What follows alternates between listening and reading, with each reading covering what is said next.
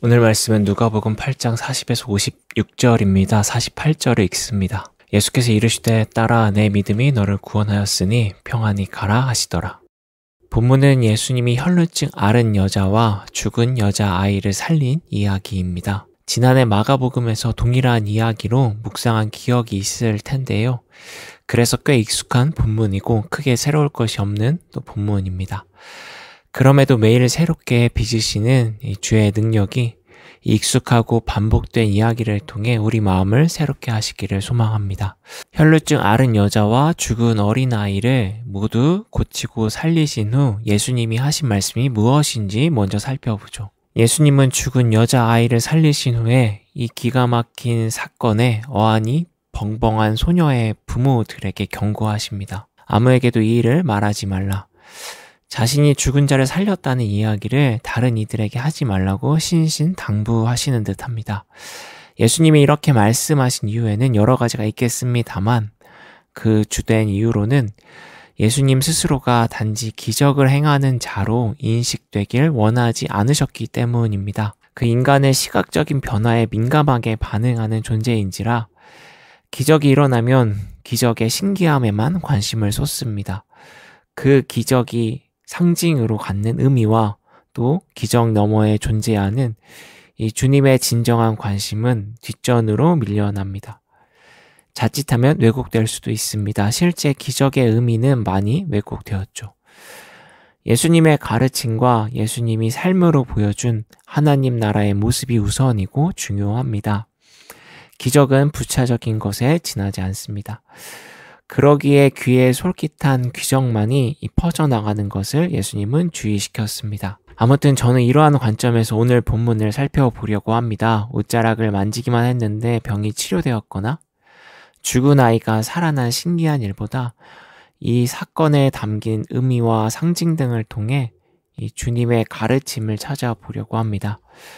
본문을 보면 무엇보다 10이라는 숫자가 눈에 띕니다. 누가는 이 이야기 초반에 10이라는 숫자를 언급하죠. 야이로라는 회당의 어린 딸은 12살의 외동이었고 이 속에 바로 이어 등장하는 혈루증 앓은 여자도 12년 동안 병을 앓고 있었습니다. 12는 성경에서 완전한 숫자를 의미합니다. 구약에서 하나님은 아브라함 자손을 12지파로 나누었고 그들에게 땅을 분배하였습니다. 신약에서 예수님은 12명의 제자를 삼습니다.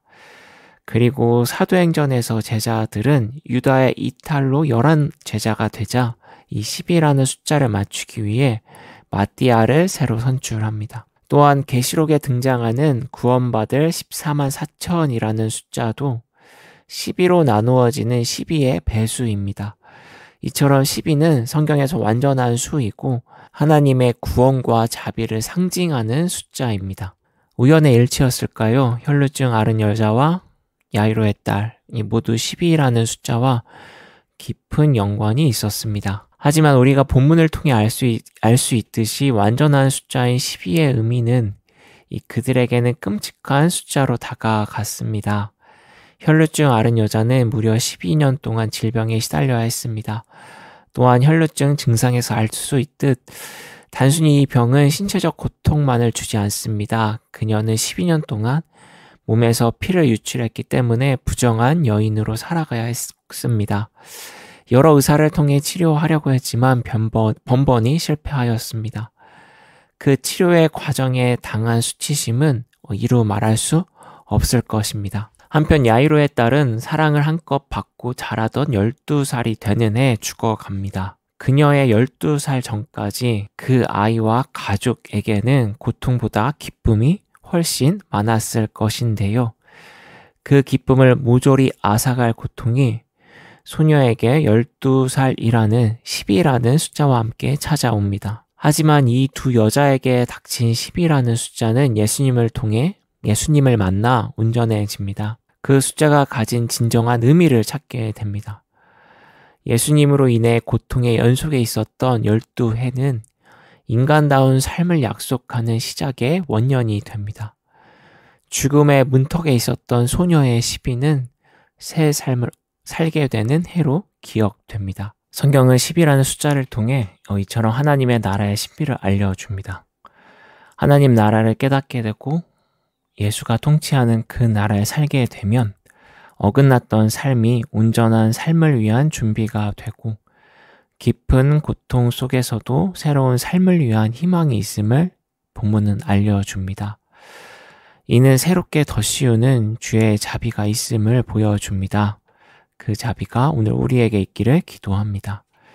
한편 12가 상징하는 숫자 외에도 두 여자의 상황은 또 다른 의미를 우리에게 전달합니다. 두 여자는 분명 고통 속에 있었으나 그들의 삶이 놓여진 자리는 사뭇 달랐습니다. 본문에 드러나는 기록만으로 봤을 때 혈루증 앓은 여자는 혼자였고 야이로의 딸은 그의 고통을 함께하는 사람들이 많았습니다. 예수를 보기 위해 모인 수많은 인파 중에 혈루증 앓는 여자의 이야기를 대변해 줄 수 있는 사람은 없었습니다. 많은 이들 중에 그는 혼자였고 눈에 띄어서는 안 되는 부정한 사람이었습니다. 그래서 그녀는 몰래 예수의 옷자락을 만질 수밖에 없었습니다. 자신의 고통에 공감해 줄 사람, 함께 울어줄 리가 없기에 그녀는 그저 혼자 할 수 있는 일을 겨우내 한 것입니다. 반면 야이로의 딸은 많은 사람이 그의 아픔에 공감하고 그의 죽음을 애도합니다.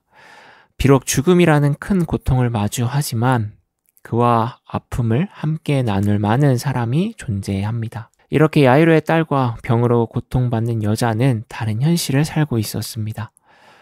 하지만 예수님은 이 공평한 사랑으로 평안을 허락하십니다. 몸과 마음이 괴로웠던 여자를 수많은 인파에서 결국 찾아내고 그녀의 마음에 평안을 줍니다. 믿음을 칭찬합니다. 이처럼 하나님 나라는 이 돌보는 이가 없어 외로운 이들이 마땅히 평안을 누리는 곳입니다. 소외된 이가 마음의 풍족함을 경험하는 곳입니다. 이는 예수를 따르는 이들이 함께 세워가야 할 나라이기도 합니다. 오늘 말씀은 하나님의 자녀, 주님이 가르쳐 주신 나라에 사는 이가 경험하는 사건들이라는 의미로서 또 상징으로서 본문을 살펴보았습니다. 앞서 말씀드렸듯 본문에 익숙하기에 오늘 묵상도 크게 새로울 것이 없습니다. 이미 듣고 알고 계시는 내용일 것이라 생각합니다. 그럼에도 주의 나라를 꿈꾸고 참다운 평안을 사모하는 마음이 오늘 우리에게 새롭게 덧입혀지기를 소망합니다.